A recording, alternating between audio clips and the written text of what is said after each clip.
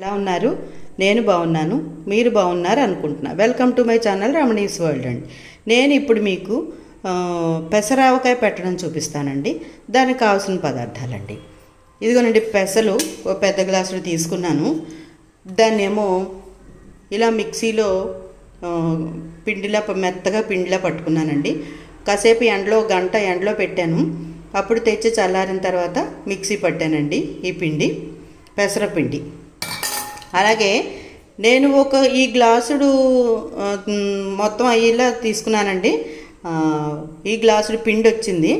ఈ గ్లాసుడు పప్పు వేసుకుంటే గ్లాసుడు పిండి వచ్చిందండి. ఈ గ్లాసుడు మనకి ఉప్పు, కారం, ఆవగుండ కలిసింది. మనం ఆవకాయలో కలుపుకుంటాం కదండి, అలాగే గుండ కలిపేసింది. ఇది ఒక గ్లాసున్నర అలా ఉంటుందండి. దీంట్లోనూ ఈ పెసరపిండి కలిపేసుకోవాలండి. ఇందులో కొద్దిగా ఏం చేయాలంటే పసుపు వేసుకుందాం. ఇదిగోనండి, పసుపు వేసాను. తర్వాత కొద్దిగా మెంతులు వేసుకుందాం. కొద్దిగా మెంతులు వేసానండి, చాలు. ఇదిగోనండి, కలిపేసాను. ఇప్పుడు ఇందులో ఆ పెసరపిండి కూడా కలిపేసుకోవాలండి. ఆడించుకునే పెసరపిండి ఉంది కదా, ఇది కూడా కలిపేసానండి.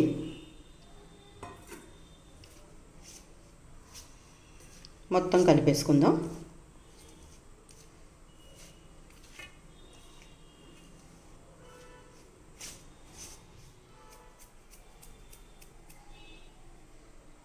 మూడు గుండ్లు కలిపిందనమాట. ఇప్పుడు మీకు అర్థమైందండి ఎలాగంటే, ఈ గ్లాసు పెసరపప్పు ఎండబెట్టి మిక్సీ పట్టానండి. గ్లాసుడు పిండి వచ్చింది. అదే ఆ గ్లాసు పిండి వేసి తర్వాత 3 గుండ్లు కలిపిన పౌడర్ ఉంది కదండి, అది ఒక గ్లాస్ వేసానండి. ఇప్పుడు 2 కలిపితే 2 గ్లాసులు అయ్యాయి కదా. 3 అంటే ఆవగుండ, కారం, ఉప్పు, ఆవకాయకి ఎలా కలుపుకుంటామో అలా కలుపుకు పెట్టుకుని ఈ పెసరపిండి కలిపేశాను కదా. ఇప్పుడు మీకు అర్థమైందండి, అవన్నీ కలిపిన గుండ అనమాట అండి ఇది. ఇందులో కొద్దిగా ఆయిల్ వేసుకుందాం.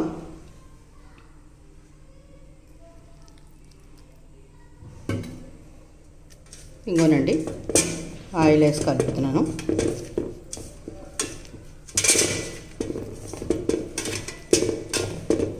ఇంకోనండి, కలిసిపోయింది ముద్దలాగా. ఇప్పుడు ముక్కలు ఎలా వేసుకోవాలంటే కొంచెం వేస్తానండి ఆయిల్. ఇప్పుడు ఇది గుండలా కలిసిపోయింది కదండి, ముద్దలా అయిపోతుంది ఇది. ఇప్పుడు ఇందులో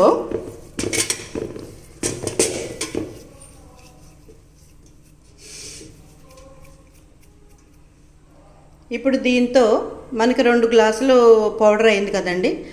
అందుకని 3 గ్లాసులు ముక్కలు, 3.5 గ్లాసుల ముక్కలు ఇందులో పోసేసుకోవాలండి. ఇగోనండి,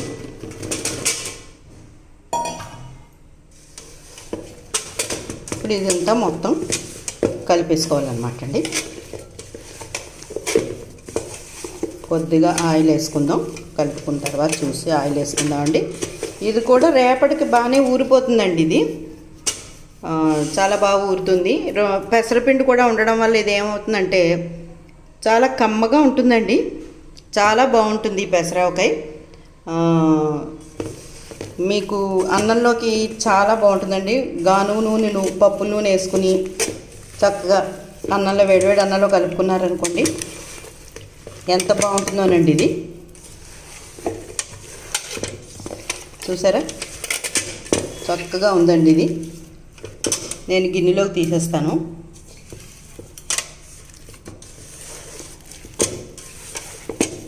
మీకు తెలుస్తుందండి, ఇదిగోనండి, ఇలా వస్తుందన్నమాట. ఇదిగో చూసారా, ఇలా వస్తుంది పెసరావకాయ.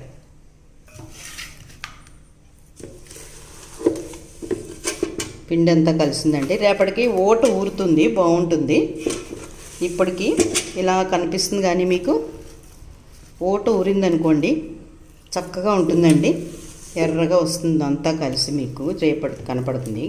ఇదిగోనండి, ఇలా వచ్చింది పెసరావకాయ.